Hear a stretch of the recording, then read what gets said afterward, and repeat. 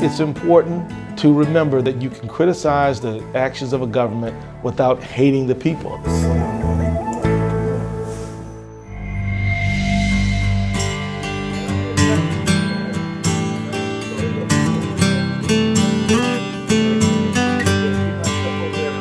अवाम के इस दौर में मुसलमान नौजवानों को जो बुनियाद परस्तों के फ़लसफ़े को नहीं मानते, मौसर और मुस्तनद रहनुमाई के लिए किस की तरफ रुजू करना चाहिए?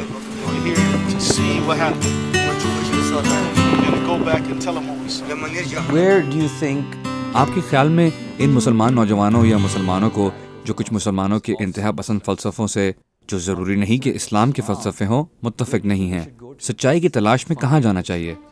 Well, I think that a good place to turn to is to read the Quran. I mean, मेरा ख्याल है कि सबसे अच्छी बात तो ये है कि वो कुरान पढ़ें। मेरा मतलब है कि हकीकत ये है कि मैं ऐसे नौजवानों से मिला हूँ जो कुरान को अरबी ज़बान में तिलावत तो कर सकते हैं, लेकिन जो अरबी के एक लफ्ज़ का मतलब भी नहीं समझते, वो सिर्फ इसे पढ़कर अदा कर सकते हैं। बहरहाल अच्छी बात तो ये है कि वो ऐसा कर सकते हैं, लेकिन मैं ये कहूँगा कि वो इसके मतलब को भी समझें। वो समझें कि इन अल्फाज का मतलब क्या है, फिर वो हदीस को समझें और फिर मौजूदा कल्चर को समझें और उन चीज़ों को समझें जिनका पूरी तरह से समझना इंतहाई अहम है। इसी तरह वो इस्लामी तारीख़ पढ़ें, इस बारे में मुताला करें कि इस्लाम किसी तौर खौफज़दा और क़दामत पसंद मुआशरा नहीं था, बल्कि एक जुर्रतमंदाना और रोशन ख्याल मुआशरा था। इस्लाम तलवार से नहीं बल्कि अच्छे अखलाकी नमूनों के ज़रिए फैला था।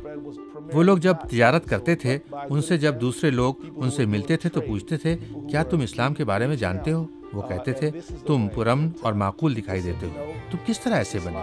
हमें इसके बारे में मज़ीद कुछ बताओ। ये है वो तरीक़ा जिससे लोगों को इस्लाम के बारे में पता चलेगा।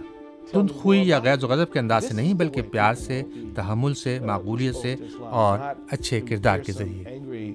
Sort of things, but through love, through compassion, through fairness, through good character.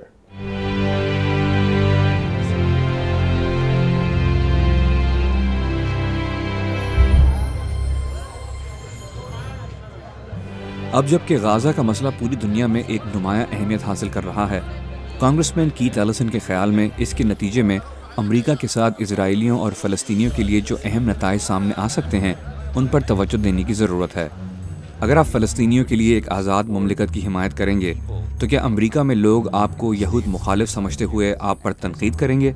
Well, some people might, but I've been vocal in my calling for meeting the humanitarian needs of the Palestinian people, despite what anybody might say. मुमकिन है कि कुछ लोग ऐसा करें, लेकिन मैं फ़लस्तीनियों के लिए इंसानी हमदर्दी की ज़रूरियात पूरी करने के सिलसिले में खुल्लम खुल्ला अपील करता रहा हूँ, इस चीज़ की परवाह किए बगैर कि कोई क्या कहेगा।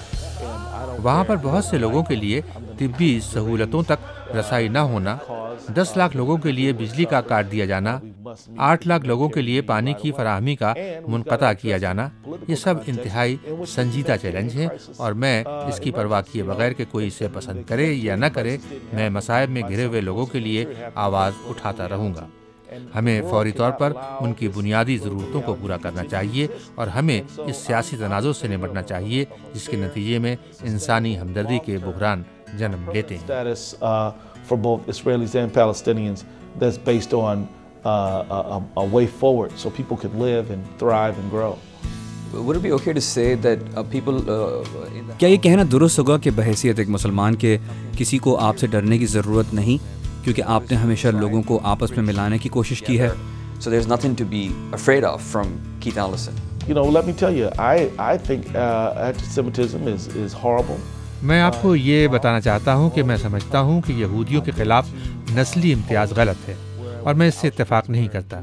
मैं खुद पोलैंड गया हूँ और वाशिंगटन में कायम होलोकास्ट म्यूज़ियम भी गया हूँ और मैंने देखा है कि जर्मनी की नाज़ी हुकूमत ने बेगुनाह यहूदियों के साथ क्या बर्ताव किया था, किस जालिमाना तरीके से यहूदियों को ज़िंदा जलाया गया था और उन पर जुल्म ढाया गया था। अगर आपको इसराइल की हुकूमत के साथ कोई इख्तिलाफ है तो वो एक अलग बात है। हमें ये सोचना होगा कि हम किसी भी हुकूमत की पॉलिसियों से इख्तिलाफ कर सकते हैं, मगर इसमें हम आवाम को शामिल नहीं कर सकते, क्योंकि इसराइल के बेशतर शहरी भी इसराइल की बहुत सी पॉलिसियों के ख़िलाफ़ हैं। तो फिर दूसरे इसराइल की हुकूमत पर तनकीद क्यों नहीं कर सकते? तनकीद का मतलब ये नहीं है कि कोई इसराइल के अवाम के ख़िलाफ़ है। میں سمجھتا ہوں کہ اسرائیل کی حکومت کے بہت سے فیصلے غلط ثابت ہوئے ہیں، مگر ہمیں یہ کوشش کرنی چاہیے کہ ہم انسانیت کے خلاف ظلم پر آواز اٹھائیں، چاہے وہ ظلم کسی بھی قسم کا ہو یا اس ظلم کو کوئی بھی کر رہا ہو۔ میرے خیال سے یہ یاد رکھنا ضروری ہے کہ آپ کسی بھی حکومت کی پالیسیوں پر تنقید کر سکتے ہیں، مگر وہاں کی عوام سے نفرت کیے بغیر۔ It's just obvious and self-evident to me. What makes Muslims in America وہ کیا وجہ ہے کہ امریکی مسلمان دنیا کے بیشتر مسلمانوں کی نسبت مختلف انداز میں سوچتے ہیں؟ Well, میں یہ بات واضح کرنا چاہتا ہوں کہ بیشتر مسلم ممالک سے مجھے بہت عزت اور پیار ملا ہے۔ میں پاکستان گیا ہوں اور وہاں میرا بہت اچھا وقت گزرا ہے۔ میں پاکستان اور پاکستانیوں پر یقین رکھتا ہوں اور مجھے پاکستان کے مستقبل پر بھروسہ ہے۔ انشاءاللہ ان کو کامیابی ملے گی، اسی طرح مصر اور دوسرے ملکوں کو بھی۔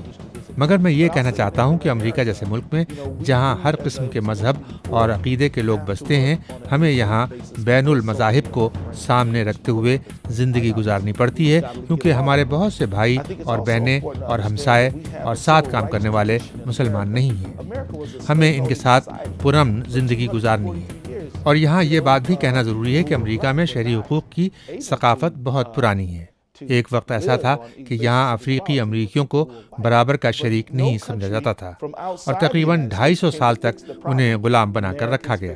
میلکم ایکس اور کنگ مارٹن لوتھر جیسے لیڈروں نے امریکی عوام کو یہ یاد دلایا کہ امریکہ کا آئین یہ نہیں کہتا کہ تفریق کرو۔ سفید فام لوگوں نے افریقیوں کو برابر کے حقوق نہیں دیے تھے، مگر کسی اور نے آ کر ہمیں درست نہیں کیا۔ ہم نے خود اپنے آپ کو ٹھیک کیا۔ ہم نے شہری حقوق کی ایک طویل جدوجہد کی۔ امریکہ کا آئین یہ کہتا ہے کہ ہر انسان برابر ہے، چاہے اس کی رنگ یا نسل جو بھی ہو۔ انہوں نے یہ نہیں کہا کہ امریکہ برا ہے، انہوں نے یہ کہا کہ امریکہ کے بانیوں کے لفظوں اور آئین کی توہین کی جا رہی ہے اور لوگوں کو رنگ اور نسل کی بنیاد پر تقسیم کیا جا رہا ہے۔ انہوں نے ان لوگوں کے خلاف آواز اٹھائی جو امریکی عوام کو تقسیم کر رہے تھے، اور انہوں نے امریکی عوام کو یاد دلایا کہ ہم اپنے آباء و اجداد کی باتوں کو نظر انداز نہیں کر سکتے۔ ہمارا آئین یہ کہتا ہے کہ ہر انسان برابر ہے اور خدا نے ہر انسان کو کچھ بنیادی حقوق دیے ہیں، جیسے زندگی، آزادی، کامیابی یا خوشی کی تلاش، جو ہر انسان حاصل کر سکتا ہے بشرطے کہ وہ کوشش کرے، اور اگر کوئی شخص کسی بھی امریکی کو ایسا کرنے سے روکے گا تو وہ آئین کی خلاف ورزی کر رہا ہوگا۔ اور پھر یہی ہوا کہ آخر کار ہر انسان کو برابر کے حقوق مل گئے، اور ہم یہ دیکھتے ہیں کہ یہ چیز مغرب کی کوئی ایجاد نہیں ہے، یہ تو ہمیں اسلام نے 1400 سال پہلے سکھایا تھا۔ Allah Akbar. You can get more with a positive approach than a negative one.